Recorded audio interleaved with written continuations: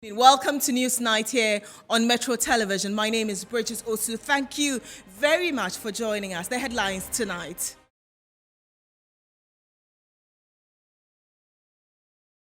President Akufo-Addo terminates appointments of Greater Accra School Feeding Caterers Association presidents. Speaker of Parliament, meanwhile, says that Parliament will ensure government prioritizes the needs of school feeding caterers. Transport operators across the country vow to embark on a massive demonstration over the incessant increment in prices of fuel next week. In business, Majority Leader Osaiche Mensah Bonsu hints of Parliament's intentions to grant tax reliefs to Jata Cement Company Limited.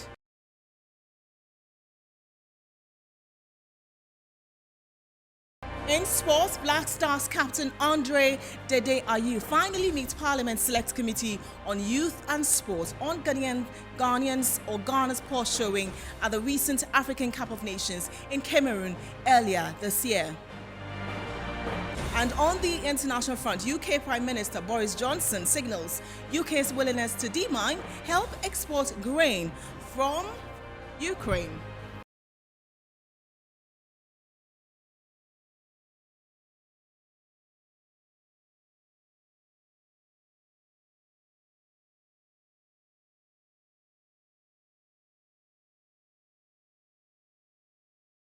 Hello again, and remember the bulletin is live on Facebook at Metro TV Ghana. If you're on Twitter, it's at Metro TV GH. Our very first story tonight, and the leadership of the opposition National Democratic Congress has held in launching the much anticipated Ahuto by Dr. Kwabena Duffuor. And they are saying that they did not sabotage the project. And speaking at the launch of the project, aimed at supporting the party's grassroots, General Secretary of the party, Asiedu Nketia, revealed the delays was only to streamline the project.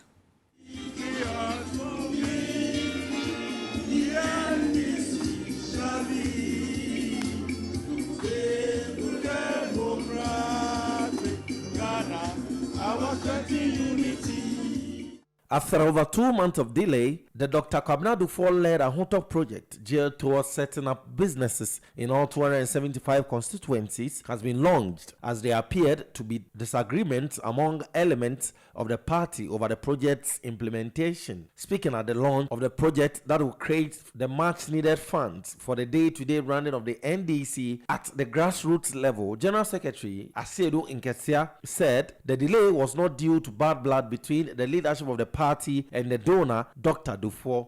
These are some of the challenges. And in other cases, some people have come to donate, and then they come back to come and dictate to us how the donations should be handled within the party. And we have objected. We have objected because once you donate to the party, the items become the property of the party. So these are the ground rules we're trying to establish before this event is held. Dr. Kwabena Duffuor said the project is aimed at galvanizing the party ahead of the 2024 elections. We are giving all the 275 constituencies, plus one, to make sure they're able to create wealth at the grassroots, to make sure that they don't go about receiving handouts from people. The Chinese said that, what? I will teach you how to fish. Will not be giving you fish. So the project is meant to teach the grassroots how to fish. And today they go to learn how to fish. I started supporting the party in 2016. Did I contest? So let them tell you my support to the party in the past. Okay? I mentioned that years ago. I became the chairman of Ghana Heart Foundation. I have never taken a peso since then. You must learn the value of giving back. Of course, I'm a member of the party. If I want to contest, why not? But I started doing this years back. Those years, was I contesting? I wasn't. Each constituency will receive accessories, logistics, and equipment worth 30,000 Ghana cedis to enable the smooth implementation of the business projects. The New Patriotic Party has released the results of aspiring officers who were vetted by its National Executive Elections Committee.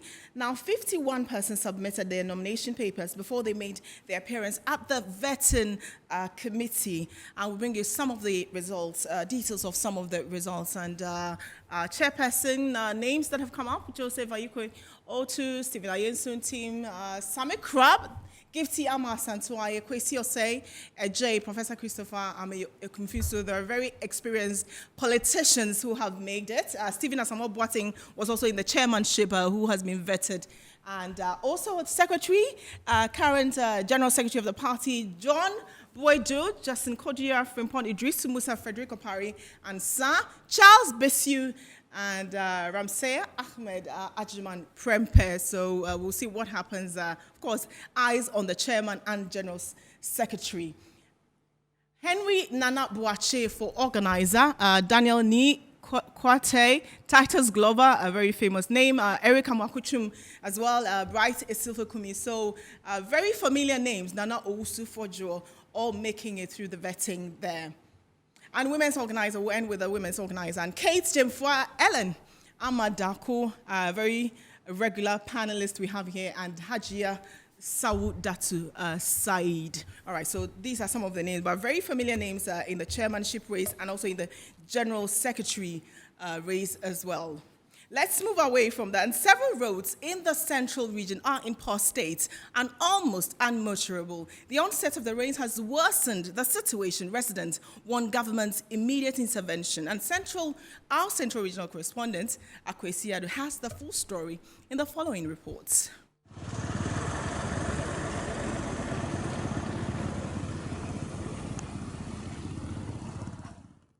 Commuting within the various municipalities and districts is challenging.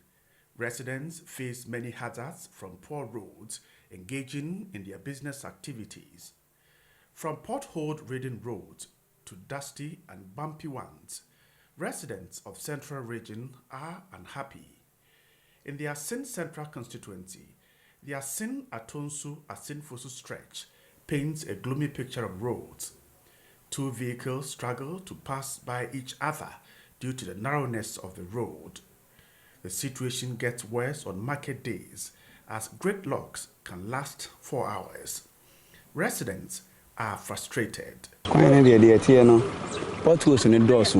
The potholes are too many and drivers have to be careful. Big buses struggle on the road.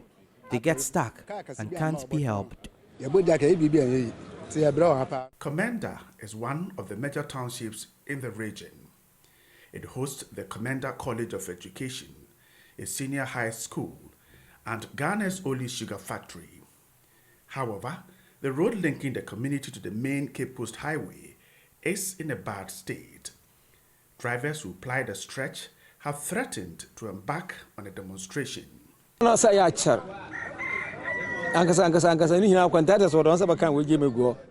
road has been bad for a long time. Cars continue to break down every day.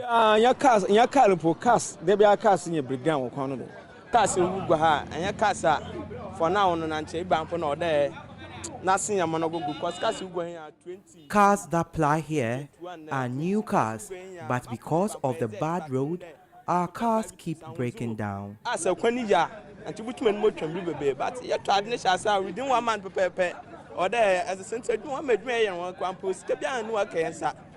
Apart from some works on drains and culverts that have been done, the contractor has abandoned the rest of the work. Samuel Atta Mills is the Member of Parliament for the Commander Edina Egwafo Abrim constituency. Before NDC left power, that road had been given to a contract. and then NPP came to power. What they did was they stopped all the road constructions, claiming that there were some malfeasance and that they were going to do an audit. Up till now, we never know what came out of the so-called audit that they did. I'm on the Roads and Transport Committee. We haven't had any report on any of the audits. They only did that just to frighten some people who they may claim as political contractors or whatever it is. The truth of the matter is, this government has squandered all the money. There is no money to pay contractors. In the Goma East District, the Goma Ojobi Senyabreku stretch is a major commercial highway that links Goma Fete, a tourist community. The beautiful sand beaches attract many, especially on weekends. However, roads linking tourists to these attractions are bad. This has attracted many school children who will skip school to engage in this.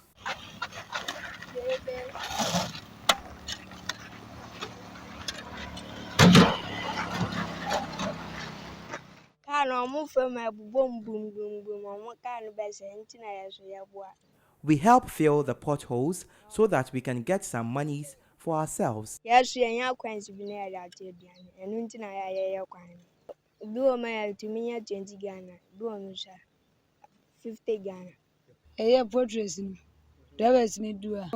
Because drivers struggle on the road, we help them, so they also give us some monies. Residents say armed robbers have taken advantage of the situation to rob passengers.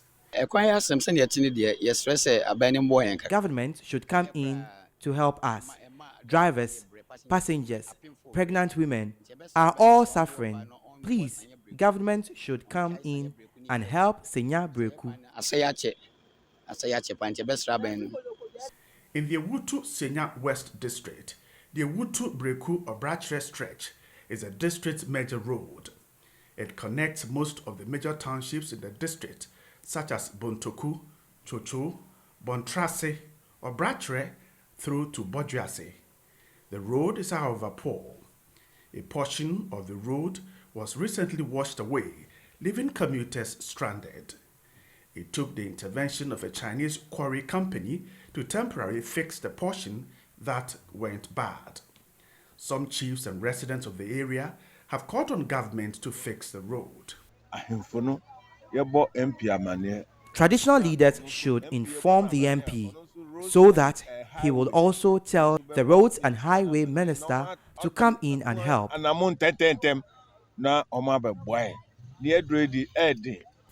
For residents of Enyanapa, a town in the Jumako Enyan Esiam district, they consider their participation in political events worthless. The chief of the community, Nana Obrempong Akwesi IV, and his subjects at a community meeting swore to boycott all national and political events. They attribute the deplorable nature of the road that links them to communities like Enyan Mem, Budukwa, Enyan Sawadze, and others to neglect by governments. They lament that work on the road was ongoing until the new government took power in 2017. 2014, 2015, that way, they started the road from Abasan to Enyan Mem. The contractor is Kopidob. He started the road. And during the election, 2016 election, they started tarring the road. They started from Abasan. So when on the way coming, then it happened at the 2016 election day. They stopped and they went for election. That time, the change of government came. So when it's happened, like the contractor has not come to the road again. Since then, the road has become nobody is caring for the road again.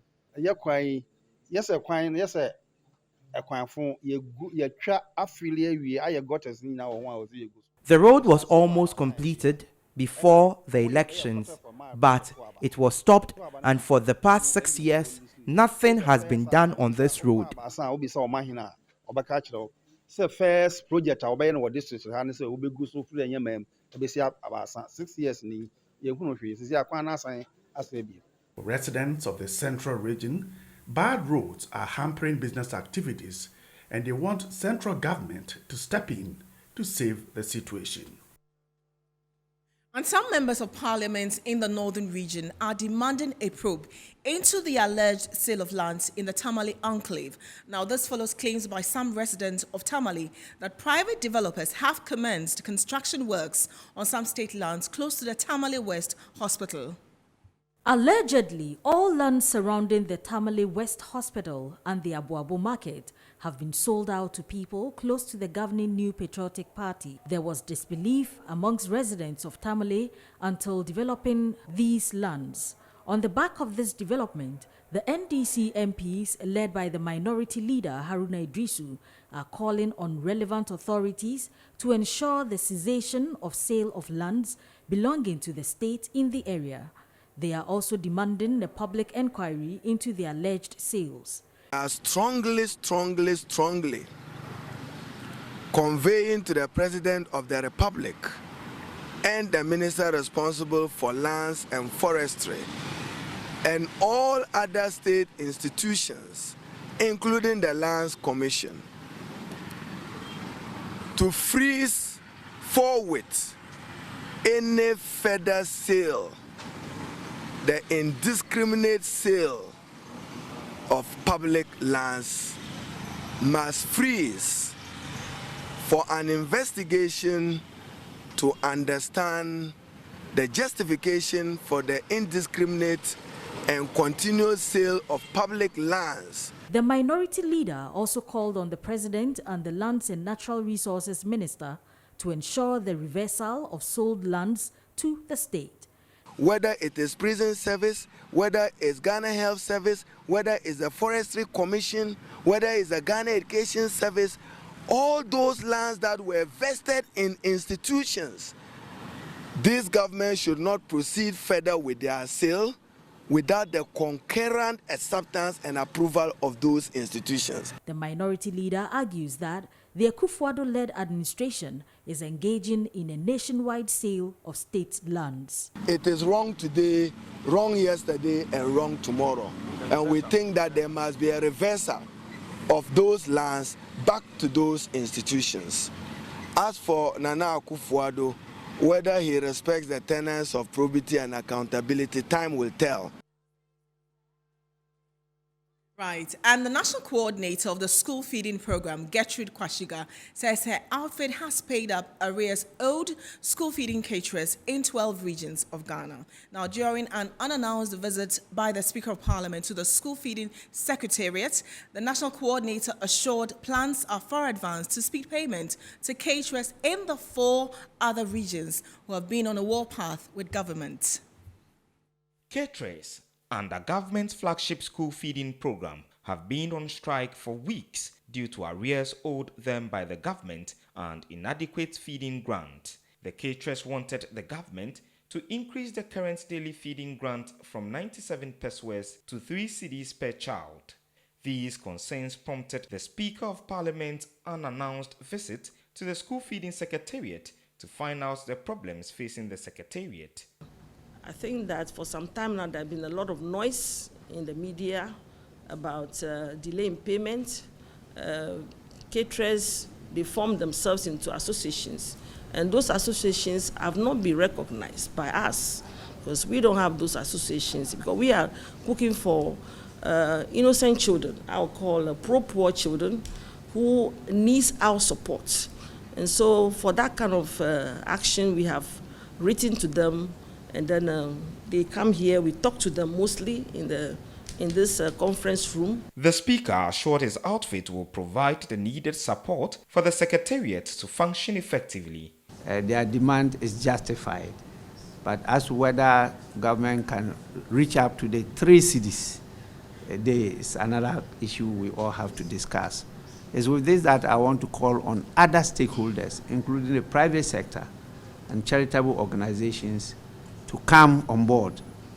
I think it's a very critical initiative, a very good initiative by the former president.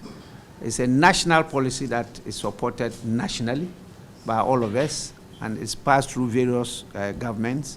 So it's something that we should all put our hands on deck. And I want to assure you that Parliament will do our bit. We'll be taking the sector ministers on board. We'll give them a few queries, And then we'll look at it and see how we can support them to generate more revenue. The speaker also visited the offices of the Ghana Buffer Stock Company, where the chief executive officer blamed the rising prices of foodstuffs on the activities of the middlemen in the sector. Cost of, acquiring land, seeding, fertilization, tractor services, and, we have all the information. And at the end of the day, we are able to come out with the minimum guarantee price, which is the price more than the cost of production of the farmer. But the reality is that apart from doing all these things, you must have the physical stocks to buttress your analysis. The speaker, in response, assured the company that Parliament will ensure funds are made available to them to expand their capacity to be able to stock large quantities of food for a rainy day. We should be able to support the Ghana Food Buffer Stock to reach out to the farm gates to mop up this excess food that are getting wasted, and then also even support the farmers to be able to produce more. It's very, very important. Right, and now to our headline story about the termination of the appointment of the president of the Greater Accra School Feeding Caterers Association president, and details of what it contains, on our video wall here. It says a revocation of appointment as a member of the Accra Metropolitan Assembly, and it says His Excellency the President, acting under Section 10, subsection 9A of the Local Governance Amendment Act 2017, Act 940, has revoked your appointment as government appointee with the Accra Metropolitan Assembly with immediate effect. You therefore cease to be a member of the Metropolitan Assembly accordingly. I wish you all the best in the future endeavors. And it was signed by the Greater Accra Regional Minister, Henry Quartey. So we'll definitely stay on this. What does this mean, and what's the impact of this? Does that in any way pull back any progress they've made in respect of increasing the daily feeding fee to 3 cedis? And some transport operators in the country say they will embark on a massive demonstration over the incessant increment in fuel prices. They accused the Baumia-led economic management team of mismanaging the economy, calling on the president to reshuffle his appointees. The average price of petrol and diesel at the pumps currently stands at 12.282 cedis after selling at about 6.5 cedis in January. This was after petrol and diesel crossed the 10 cedi and 12 cedi per litre marks this month. Already, there are hints of another likely increment in transport fares after an earlier increment by 20%. The drivers say they can no longer bear the hardship caused by the fuel price hikes. Petrol.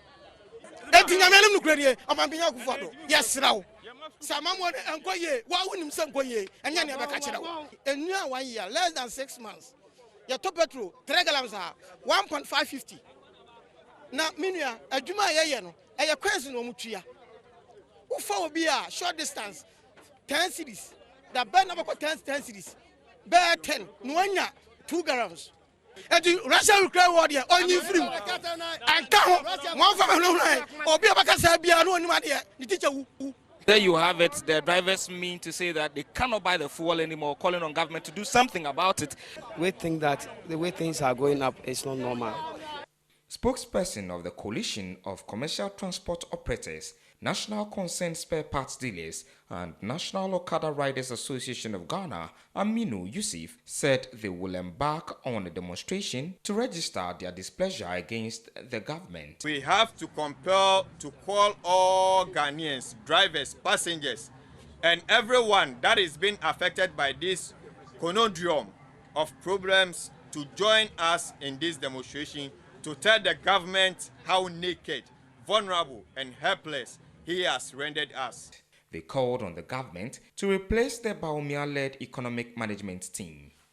The mismanagement of the economy by the incompetent economic management team led by Dr. Mahmoud Baumia has rendered the Ghanaian cedi very vulnerable, leading to high level of depreciation of the currency. This has slowed down the businesses of importers and dealers, parts dealers whose sales have nose dive and shrunk their businesses.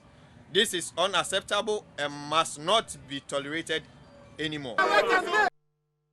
From fuel to e-levy, and some mobile money merchants in Accra have revealed that there's been a reduction in mobile money transactions since the introduction of the electronic transaction levy. Now, this comes on the back of an Imani Africa report that Momo transactions have reduced by 83%. The merchants believe Ghanaians have found different means of transferring monies devoid of e-levy charges. Ghanaians were skeptical over the passage of the controversial electronic levy. Reports by some think tanks prior to the implication of the levy revealed that over 90% of Ghanaians were against the 1.5 percentage charge on Momo transactions. Despite Ghanaians' disagreements, it was passed in May 2022. A report by Imani Africa on Wednesday revealed that just in 2 months, Momo transactions have reduced by 83%. Some Momo merchants in Accra have backed the reports. The merchants are of the view that the reduction in transactions could be attributed to other means to sending monies without paying the levies. At the beginning of the year, there was transaction was still smooth until someone introduced e-levy. Basically, I think I agree with them. The transaction has dropped significantly. So, and I think it's the e-levy that is the contributing factor. That's why the drop is there. Market to the beer wonya, but I feel we there. And I'm say e-level buy no. And more young there kakra no. I just wait now upon ground be at 30 cities, 25 city. I wish I know so no mobile money and no more music so and get Meanwhile, some Ghanaians have also shared their reason for unsubscribing levy onto their new means of transferring money. Me me send my kumasia. You bet me. And they say me makai and they come. And there's a fool and they say Madam Massa, you see you poor Juma, you told this is 6 million. You got them at 3 triple, I got them this is 6 million. Bet it from mate and mate because you crash your boy. The motion people come pa. I say, who the tenses are more grandson? I will get a 1,000 and not 2,000 more beer. You bet you free until the 1 year 2,000. Maybe I can't be 2,000 with the man. So I can't say with you. Medocanas and the below, Nazi at TF or about it. Send out there. And the motion of money being few my because other 11 more year free 1 and 1 to now. We give for them 120. You do imagine say pure water 30%. Pure water. And just how it's coming to know to be no more. I don't know why you see this. Once you do, you want to see the 10% on the back.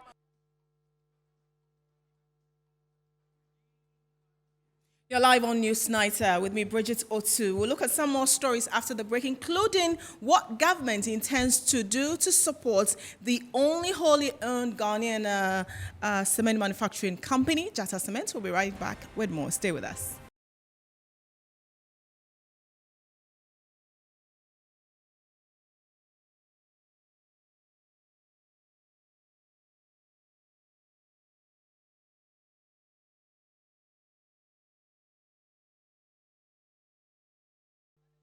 Welcome back to Newsnight here on Metro Television. And Ghana stands ready to partner Senegal and Rwanda to produce vaccines.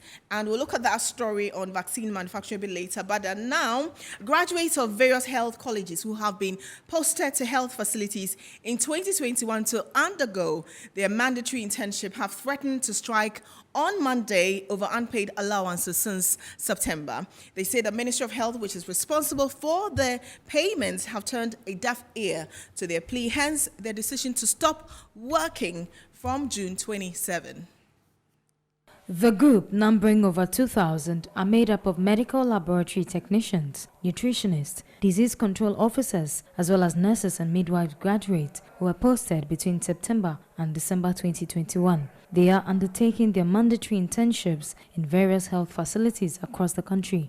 They say the Ministry of Health, which is responsible for their payment, has failed to pay them. Prior to this petition, there was a letter that we served the minister asking that he intervene, else we will go on some strike like this. And he did not intervene. I would say he did not intervene because at the end of the day, well, he has made someone at the ministry reach out west. And what they told us was that the clearance is not manufactured by them. So they seem helpless by themselves. And that it is the Ministry of Finance that has to get them the clearance. And we tried reaching out to the Ministry of Finance. The Ministry of Finance will never give us a listening ear. They will tell us they don't engage health interns. They engage the Ministry of Health. The situation, they say, is affecting their outputs at their stations. It has been very hard, working hungry, working tired, but you are forced to do so. Because even sometimes, if not your immediate supervisor, but the clients come there, either one is in pain, crying. You look at the person and you can't sit down. Because even if you sit down, the client himself will shout or herself will shout on you. So you cannot do anything. So it has been very, very difficult. They want the ministry to show some commitment, else they will vacate their post on Monday and proceed to demonstrate. We want to go on a strike starting from 27th of this month. That's coming Monday. We would want to go on strike. And then, government feel that because a next batch is coming, so some people are saying that if we go, those batch will come and occupy the deficit that we would have left. But we are involving them simply because our predecessors faced these unconditional and unacceptable actions. And as I speak to you, there are some of them who are done and are gone, yet they have not yet been paid their allowance. And let's revisit our vaccine manufacturing story. And Ghana stands ready to partner Senegal and Rwanda to produce vaccines for the rest of Africa. And President Akufo-Addo affirmed this at a sword-cutting ceremony for the construction of a vaccine manufacturing plant in Kigali, Rwanda, on Thursday. The Pan-African project will see Ghana supporting her West African counterparts, Senegal and Rwanda, to finish and package BioNTech mRNA vaccines. Ghana's Food and Drugs Authority will work closely with the regulatory agencies in the two countries to enhance their capacities for domestic vaccine manufacturing in Africa. A sword-cutting ceremony for the construction of the vaccine manufacturing plant was held in Kigali on Thursday. The ceremony is a result of the African Union's decision last year to take action on vaccine inequality. Chairperson of the African Union Commission, I thank you for your tireless effort to make this happen. President Akufo-Addo re-echoed Ghana's commitment to ensuring its success. The Pan-African Vaccine Manufacturing Project fits perfectly with Ghana's roadmap for domestic vaccine development and manufacturing. Ghana is ready to play her role, and I reaffirm once again her determination to make the project work successfully. Ghana's research institutions are undergoing capacity building to be ready for the discovery and development of vaccines and other biologicals. And a consortium of Ghanaian pharmaceutical companies, led by Dex Vaccines Limited, is working closely with BioNTech Rwanda, BioNTech Germany, and Kenap to fill, finish, and package the product in Ghana from the plant here in Rwanda. Meanwhile, Ghana's Food and Drugs Authority will sign a memorandum of understanding with its Rwandan counterpart on Friday. Right. And before we take a break, we understand the Majority Leader Osei Mensah Bonsu has hinted of plans by Parliament to grant tax relief to Jata Cement as part of efforts to support the local cement manufacturing sector. Leadership of both sides of the House on Thursday toured the Tema manufacturing plant of the cement giant.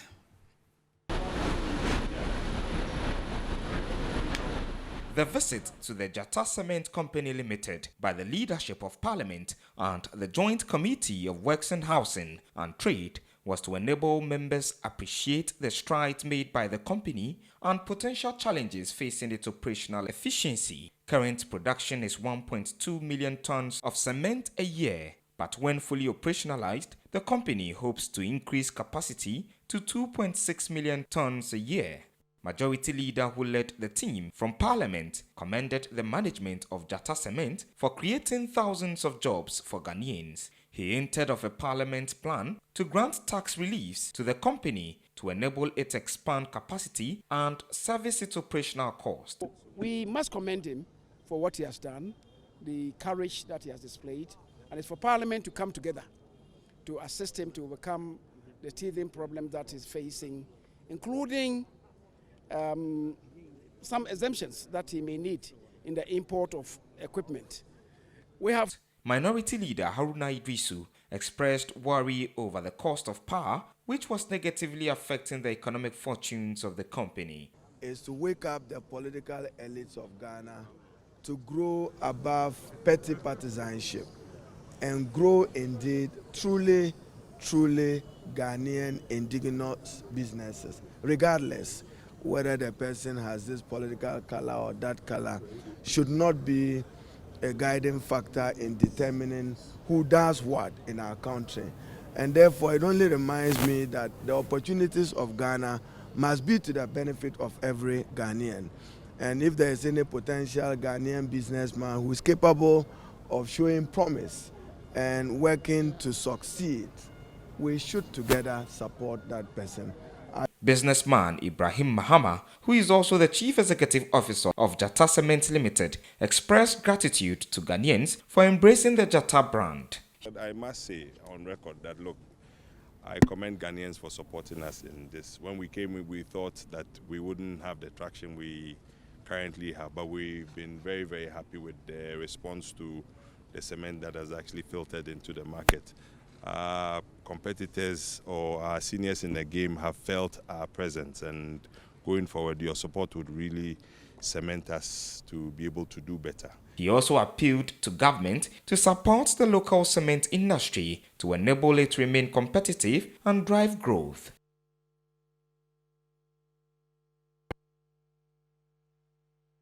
Winston Stuckey is on standby with the latest in business. Stay with us.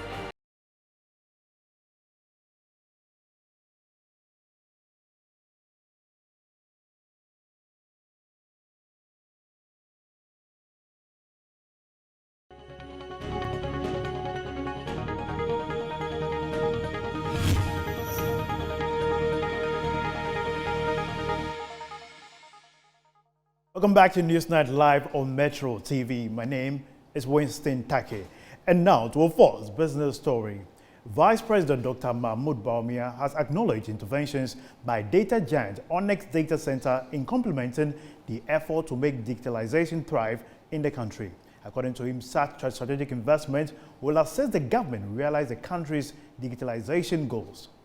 Speaking at the launch of Onyx Tier 4 data, Vice President Dr. Mahmoud Bawumia reiterated on the need for such data centers to assist the country in achieving its digitalization goals. Digital transformation calls for the right leadership, and technology drives innovation, whilst innovation drives development. This strategic investment by the African Infrastructure Investment Management and its management will assist the government to realize our digitalization goals as it continues to build new systems to change the old ways of doing things. Michael Nahon is the Chief Executive Officer of Onyx Data Center Limited. Where we had the launch today is the second module of the facility, which will also be turned into a white space, into a data center, but still needs to be equipped. The first module, which is of a similar size, is already built and equipped, and that is fully functional, and that was certified Tier 4 by the Uptime Institute. So we're open for business. The center is operational. The center is managed 24/7 by staff employed by Onyx. Head of sales for Onyx Data Center, Kwame Adam Scott, further explained how the Tier 4 data center would work. For such a facility, you will realize that we have 3 gen sets. ideally, just one genset will manage this facility. But for tier 4, we need to have, for the availability we are providing, 99.995 availability, we need to have stringent measures in place. That means multiples of failover, so that if a genset fails, we have 2 gensets coming in. The event saw guests from various sectors and industries and took turns to tour the facility with in-depth views of advantages it presents to businesses. The Vice President Alhaji Mahmoud Bawumia has acknowledged interventions by Africa Trade Insurance Agency in complementing the effort of Africa government in sustaining growth. According to him, despite the global COVID-19 pandemic and recent macroeconomic shocks, the agency has played a key role in sustaining African economies. Dr. Bawumia was speaking at the opening ceremony of the 22nd Annual General Meeting of African Trade Insurance Agency held in Accra today. The meeting was hosted by Finance Minister Ken Ofori-Atta and was attended by shareholders and development partners across the world. The African Trade Insurance Agency, ATI, has been in operation for over 20 years, designing innovative financial products to harness Africa's unique trade, investment, and development opportunities. Speaking at the meeting, Vice President Alhaji Dr. Mahmoud Bawumia pledged Ghana's continued support to ATI. He said Ghana believes in ATI's mission of transforming the continent into a prime trade investment destination. Let me use this opportunity to urge ATI to be innovative and swift in delivering more of its solutions across the African continent to promote economic transformation.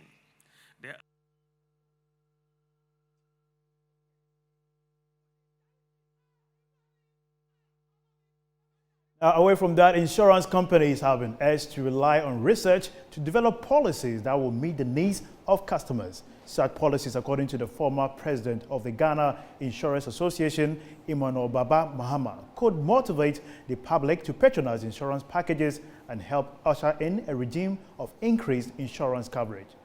Delivering a public lecture at the insurance fair, former president, Ghana Insurance Association, Emmanuel Baba Mahama advised insurers to leverage technology and digitalization to make their services more accessible. According to him, the insurance language should be simplified in local languages for the average person to understand its significance. You cannot satisfy a customer without first understanding the customer.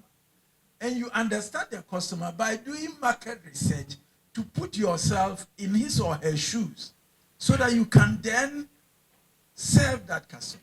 You can't serve him on a desk-based basis by just creating a policy out of a textbook and trying to reach out to him. It will not work. And that has been our bane. We have very little market research.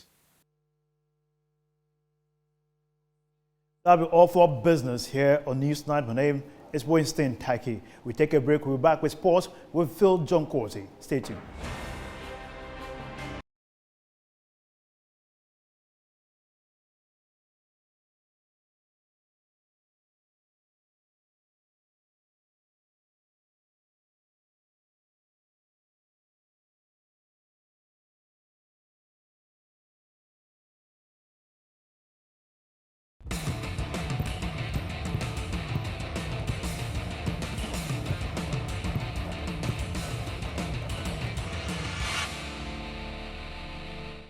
My name is Phil John Quarter, and it's time for your sports. After several months of waiting, Ghana's captain DEDE has finally met with members of the Parliamentary Select Committee on Youth and Sports on the events at the African Cup of Nations, which was held in Cameroon. AYEW appeared before the Parliamentary Select Committee on Sports on Thursday to answer questions about Ghana's disastrous campaign at the 2021 Africa Cup of Nations. Black Stars, captained by the former Swansea City star, were eliminated in the first round after picking up just 1 point from a group that included Morocco, Gabon and Comoros. AYEW was summoned by Parliament in February 2022 but was unable to appear before the committee due to club commitments in Qatar. Flanked by sports journalist Fifi Taki, the outside forward spoke eloquently and answered all questions to the legislator's satisfaction. Black Stars had their worst performance in Cameroon, exiting the competition at the group stage without winning a single match. The four-time African champions lost their first match 1-0 to Morocco before drawing 1-1 with Gabon and shockingly losing 3-2 to debutant Comoros. As the team fell short of their goal of winning the tournament for the first time in over a decade, their poor performance became a major source of concern and discussion in Parliament. The Ghana Football Association fired Serbian tactician Milovan Rajevac in response to government pressure, while Parliament established a committee to investigate the cause of the disaster. AYEW, who plays for Al Sadd, is on vacation in Ghana and enjoying himself as he prepares for another successful season, later spoke to a section of the media. Yeah, everything went on well, and thank God that I was able to make it. And now we'll see what will come out from it. But everything was good. They received me really, really well, and yeah. Let's move on. French international Christopher Nkunku has extended a 2-year contract at Leipzig.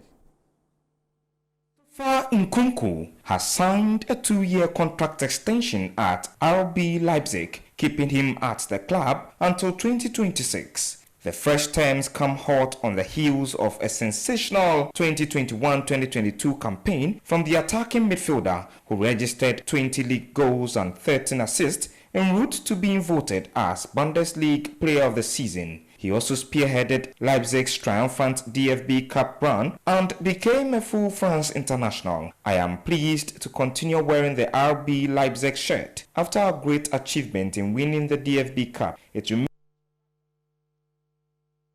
That's your sports. My name is Phil John Quarte. Sedua is ready for Showbiz. Thank you, Phil. It's time for entertainment news.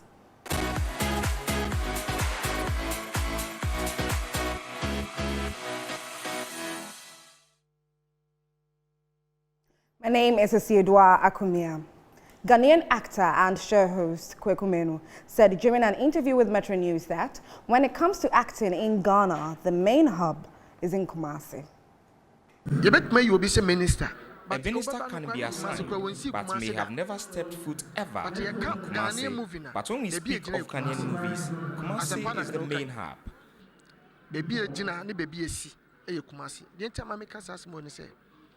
The reason I say this is we can't speak English like the whites, but my fellow actors who act in English are very good. Nigerians equally act in English, but they usually blend their local language like Igbo when acting.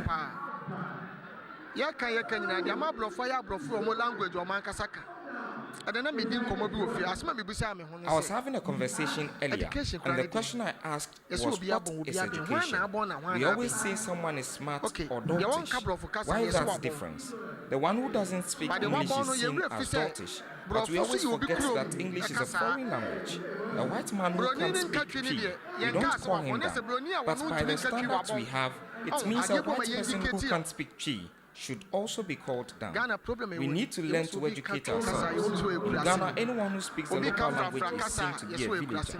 When we make movies in our local language, it is seen as not smart. But when it is in English, that movie is a civilized movie. Life itself is the word education.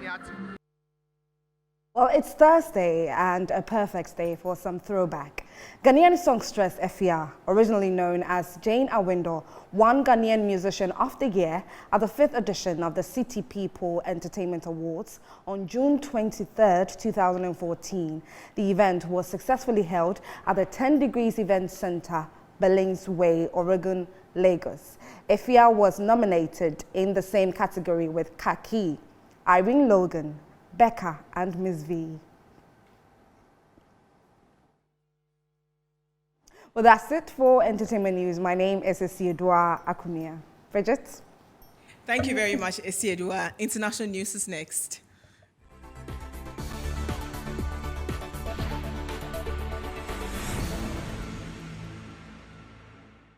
Prime Minister Boris Johnson says Britain is willing to assist with demining operations off Ukraine's southern coast and was considering offering insurance to ships to move millions of tons of grain stuck in the country. Russia's February 24 invasion of Ukraine and blockade of its Black Sea ports has prevented the country, traditionally one of the world's top food producers, from exporting